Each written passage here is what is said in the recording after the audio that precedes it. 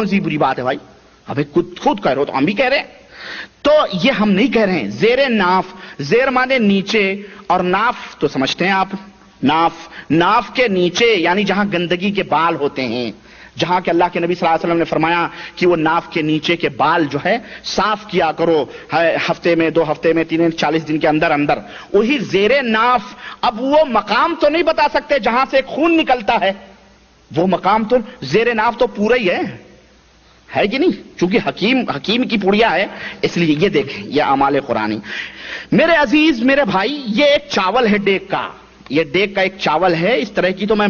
सैकड़ों मिसालें ला सकता हूं, हमें इससे गरज नहीं। ये हजरत किस जमात के लीडर हैं या रहनुमा थे, अल्लाह ताला माफ करे, हम तो यही कहेंगे, और ऐसे इनके शर और फसाद लिखी हुई बातों के ऊपर हमें अमल करने से बचाए। गरज कहने का मतलब यह है कि इस तरह की पुड़िये लोगों के अंदर तकसीम किए जाते हैं। अब लोग बेचारे हमारे कहते हैं कि जनाब हमें तो इसका इलाज तो पता नहीं है, ये जिन है, ये भूत है, ये प्रेत है, ये क्या है, ये मुसीबतों में हम फंसे हुए हैं, आखिरकार इसका इलाज क्या है? तो एक सबब तो यह है कि मैं ये चाहता हूं कि आप हजरात के सामने वो इलाज बताऊं जो कुरान और सुन्नत से साबित है। अल्लाह और उसके रसूल सल्लल्लाहु अलैहि वसल्लम ने जिस तरह से इलाज किया, और जैसा कि मैंने बतलाया कि मेरी गुफ्तगू ये 3-4 पॉइंट्स के ऊपर होगी। सबसे पहले, चूंकि ये जिन्नातों वगैरह का भी असर होता है, ये तमाम सब चीजें। अब पेट में दर्द हो तो आदमी रखे झाड़ फूंक करे, भाई पेट में दर्द हो तो जरा सा आप वहां से भी दवाएं भी ले लें। अब ये नहीं कि उसी के ऊपर आपको कैंसर की बीमारी होगी तो पीर साहब की पुड़िया खाएं, पुड़िया लिख लिख के बांधें तावीज। तो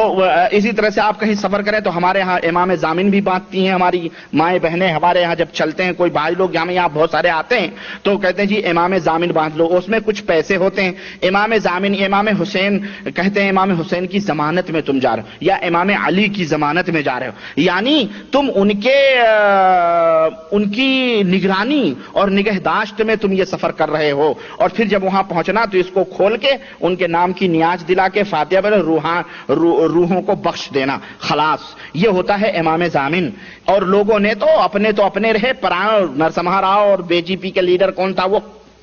अटल बिहारी वाजपेयी, उसके ऊपर भी इमाम जामिन बांधती हैं हमारे यहाँ की नकाबपोश औरतें बेचारी। हमने दिखाया था वो फोटो कि इमाम जामिन बांध रही हैं, तुम सलामत रहो 1000 बरस, इस तरह मुसलमानों को जूते मारते रहो, यही बतला रही हैं तुम समा। तो और फिर ये हमारे दरगाहों के मुजावर बेचारे कब्रों के ऊपर जब लीडर जाते हैं तो इनको दस्तारबंदी पेश की जाती है, तलवार पेश की जाती है। अइम्मा कॉन्फ्रेंस थी, अल्लाह की कसम मैंने अपनी आंखों से देखा, दिल्ली के अंदर बच्चों का घर है एक, दरियागंज में बच्चों का घर है। मैं उस वक्त पढ़ रहा था और राजीव गांधी जनरल सेक्रेटरी था, मर गया खबीस। तो अब वो जब गया वहां पे तो बाकायदे अइम्मा लोगों ने उसके ऊपर पगड़ी बांधी और तलवार दिया, उसको तलवार पेश किया। मुसलमानों को काटने में काम आएंगी ये तलवारें, ये हथियार है ना। अपना हथियार खुद तो इस्तेमाल नहीं करते, चूड़ियां पहन ली हैं इन्होंने, अब गैर कौमों को दे रहे हैं कि लो तुम संभालो, ये तुम्हारी चीज है, हम जलील हैं, रुस्वा हैं, इसी रहेंगे, हम सिसकते रहेंगे, हम सब कुछ करते रहेंगे। तो इस तरह से उन्होंने जो है ये तमाम सब चीजें सौंप दी। गरज कहने का मतलब यह है कि इस तरह से जो है हमारे यहाँ इन सब कुफ्र की भी हिफाजत होती है और अखंडता और भारत की एकता की बातें होती हैं कि हमारा मुल्क टूटे नहीं, अखंडता हो, इसके अंदर एक तायत आए और ये हो वो हो, और इस तरह से जो है होता है। गरज मेरे अजीज, मेरे दोस्त,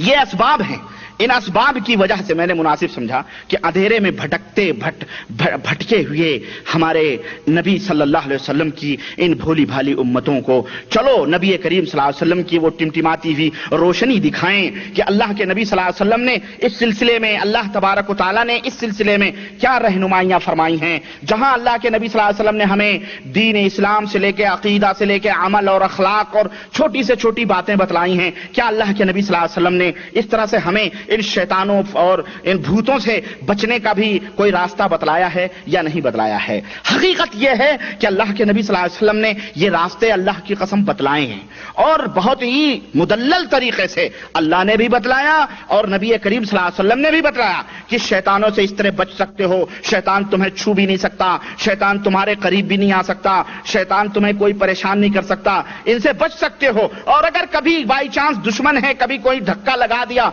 तो उसके کے بچنے کی یہ ترکیب ہے، اللہ کے نبی نے بتلائی ہے، لیکن اصل میں یہ ہے نا کہ تعویذ پہن لینا، پلیتے پہن لینا آسان ہے، لیکن نبی کریم صلی اللہ علیہ وسلم کی باتیں چونکہ وہ عمل کرنا پڑے گا، اس کے اوپر جو ہے عملی ثبوت دینا پڑے گا، لوگوں کو سب کچھ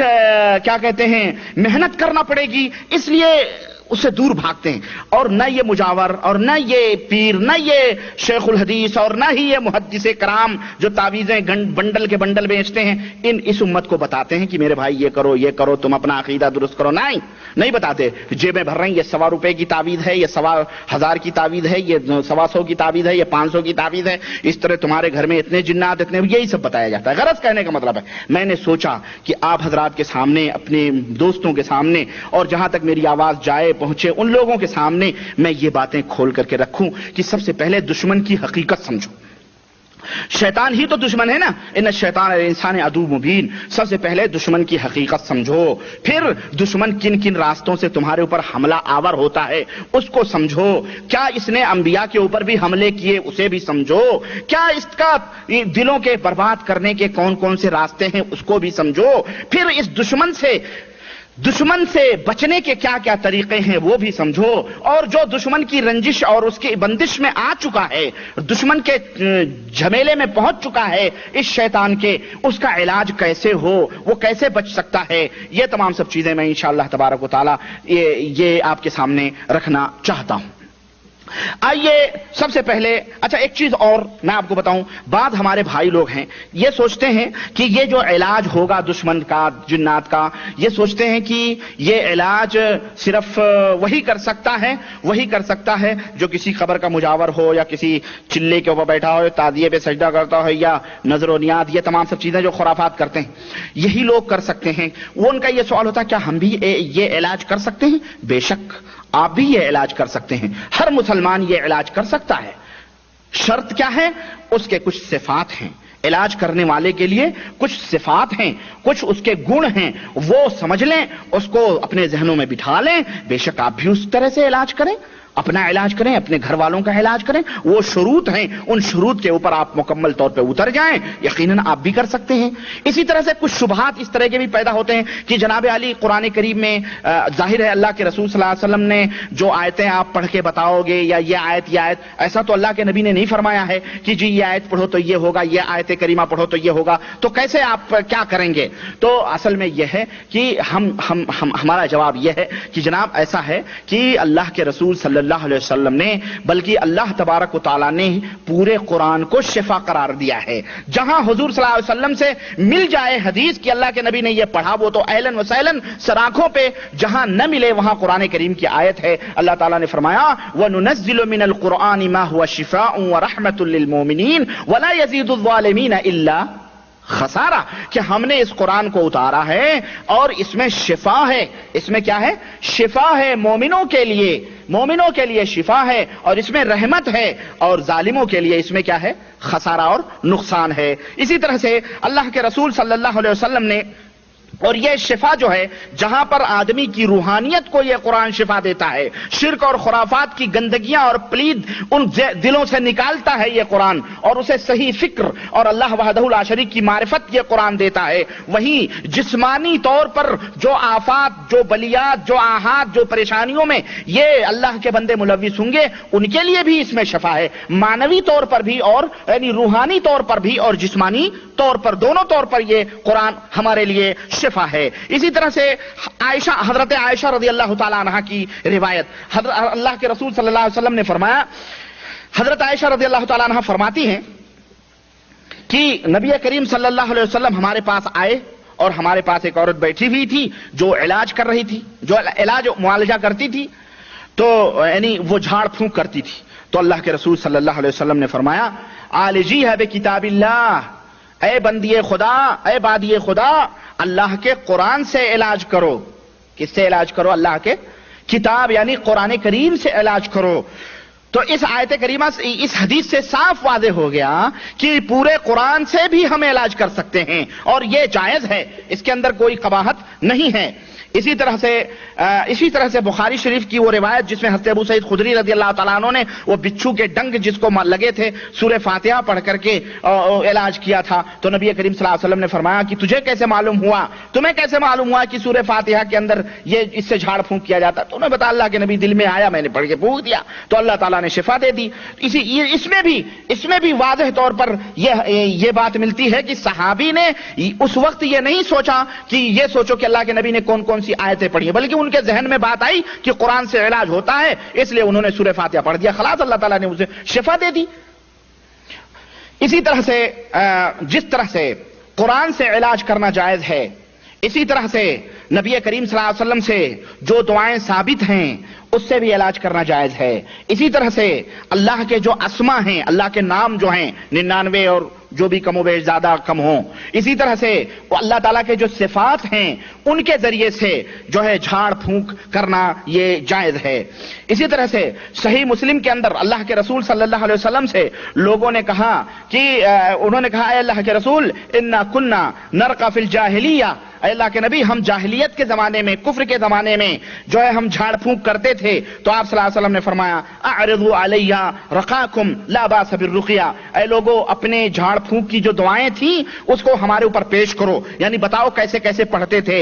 لا باس بالرقیہ ما لم تکن شرکن، اگر اس میں شرکیہ الفاظ نہ ہوں تو پھر کوئی حرج نہیں ہے، اس سے دعائیں کر سکتے ہیں۔ تو گویا اس حدیث سے معلوم ہوا کہ جھاڑ پھونک تک جائز ہے، جھاڑ پھونک قرآن کریم سے، اللہ کے نام سے، اس کے صفات سے، اسی طرح سے ان دعاؤں کے ذریعے سے جس میں شرکیہ کلمات نہ ہوں اور عربی میں ہوں، اس سے جائز ہے دعا کرنا۔ تو یہ شریعت کا معیار ہے، یہ شریعت کا ترازو ہے، اس سے ہٹ کر کے اگر کوئی شخص کوئی علاج کرتا ہے تو یہ سراسر شرک اور سراسر یہ بدعات اور خرافات کے اندر یہ چیز آئے گی۔ غرض کہنے کا مطلب یہ ہے، آئیے اس سے پہلے کہ میں کیا کہتے ہیں اس علاج میں داخل ہوں، یہ بات آپ کو یعنی علاج نہیں بلکہ اس کی حقیقت چند باتیں آپ کے سامنے رکھنا یہ بھی ضروری ہیں۔ چنانچہ اس سلسلے میں بہت سارے جن جو انسانوں کو پکڑتے ہیں تو جب ان کے اوپر وہ سوار ہوتے ہیں یعنی انہیں پکڑتے ہیں تو وہ جن انہیں حرام کام کرنے کی دعوت دیتے ہیں۔